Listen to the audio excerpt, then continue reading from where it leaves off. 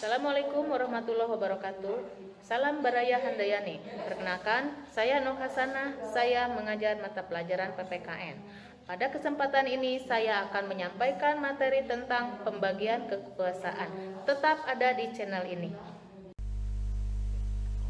Bismillahirrahmanirrahim. Assalamualaikum warahmatullahi wabarakatuh.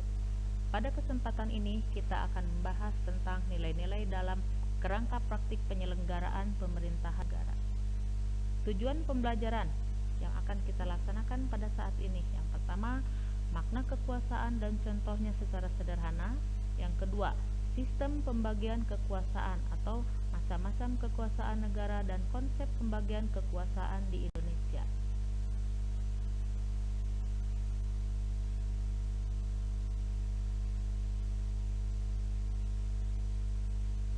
Kita lihat makna kekuasaan secara sederhana. Makna kekuasaan secara sederhana adalah kemampuan seseorang untuk mempengaruhi orang lain supaya melakukan tindakan-tindakan yang dikehendaki atau diperintahkannya. Contoh, seorang ayah menyuruh anaknya mematikan televisi dan segera pindah ke kamar untuk belajar atau menyelesaikan tugas sekolah.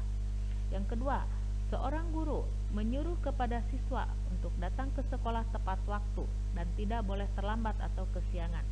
Kedua contoh tersebut adalah kekuasaan secara sederhana. Sekarang kita lihat, apakah negara mempunyai kekuasaan? Tentu saja negara mempunyai kekuasaan, karena pada dasarnya negara merupakan organisasi kekuasaan. Dengan kata lain, negara memiliki banyak kekuasaan yang merupakan kewenangan negara untuk mengatur seluruh rakyatnya untuk mencapai keadilan dan kemakmuran serta keteraturan. Menurut John Locke yang dikutip Prianto, halaman 273 tahun 2006, bahwa kekuasaan negara dapat dibagi menjadi 3 bagian. Yang pertama, kekuasaan legislatif, kekuasaan eksekutif, dan kekuasaan federatif. Kekuasaan legislatif yaitu kekuasaan untuk membuat atau membentuk undang-undang. Kekuasaan eksekutif yaitu kekuasaan untuk melaksanakan undang-undang, termasuk kekuasaan untuk mengadili setiap pelanggaran terhadap undang-undang. Sedangkan kekuasaan federatif yaitu kekuasaan untuk melaksanakan hubungan luar negeri.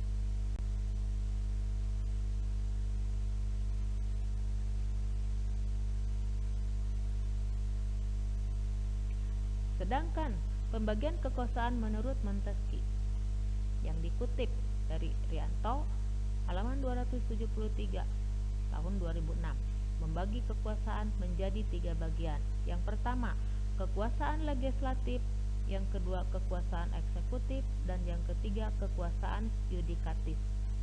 Kekuasaan legislatif yaitu kekuasaan untuk membuat atau membentuk undang-undang. Kekuasaan eksekutif yaitu kekuasaan untuk melaksanakan undang-undang, sedangkan kekuasaan yudikatif yaitu kekuasaan untuk mempertahankan undang-undang, termasuk kekuasaan untuk mengadili setiap pelanggaran undang-undang. Pendapat yang dikemukakan oleh Montesquieu ini merupakan penyempurnaan dari pendapat John Locke. Kekuasaan federatif oleh Montesquieu dimasukkan ke dalam kekuasaan eksekutif. Fungsi mengadili dijadikan kekuasaan yang berdiri sendiri. Ketiga kekuasaan tersebut dilaksanakan oleh lembaga-lembaga negara yang bersifat berbeda dan terpisah.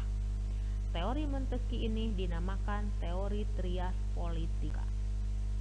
Kemudian kita lihat konsep pembagian kekuasaan di Indonesia. Mekanisme pembagian kekuasaan di Indonesia diatur sepenuhnya dalam Undang-Undang Dasar tahun 1945.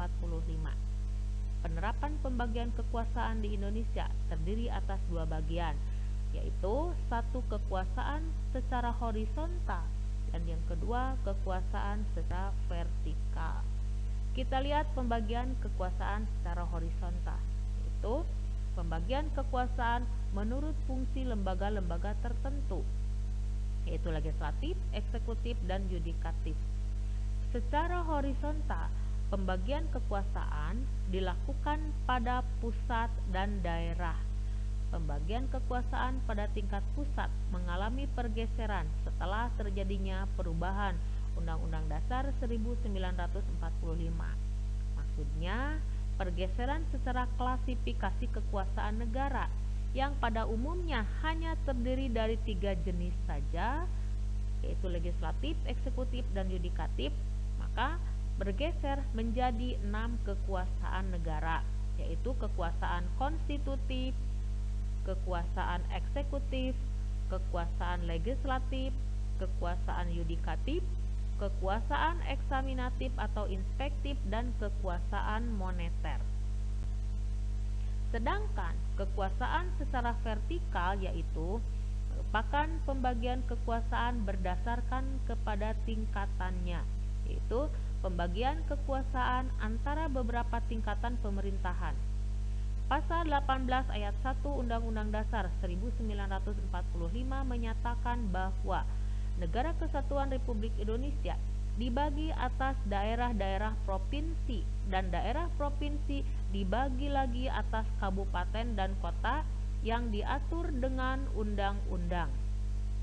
Pembagian kekuasaan secara vertikal di Indonesia berlangsung antara pemerintahan pusat dan pemerintahan kabupaten kota yang terjalin dengan koordinasi, pembinaan, dan pengawasan oleh pusat dalam bidang administrasi dan kewilayahan. Kemudian, pembagian kekuasaan secara vertikal muncul sebagai konsekuensi dari diterapkannya asas desentralisasi di negara Indonesia. Artinya, pemerintah pusat menyerahkan wewenang pemerintahan kepada pemerintah daerah otonomi, provinsi, dan kabupaten kota untuk mengurus dan mengatur sendiri pemerintahan di daerahnya, kecuali urusan pemerintahan yang menjadi kewenangan pemerintah pusat, yaitu kewenangan di bidang politik luar negeri, pertahanan, keamanan, justisi, agama, moneter, dan fiskal. Itulah pembahasan pada saat ini. Demikian pembahasan mengenai pembagian kekuasaan. Semoga kita bisa mengambil manfaat dari materi ini. Jangan lupa like, subscribe, dan komennya. Wassalamualaikum warahmatullahi wabarakatuh.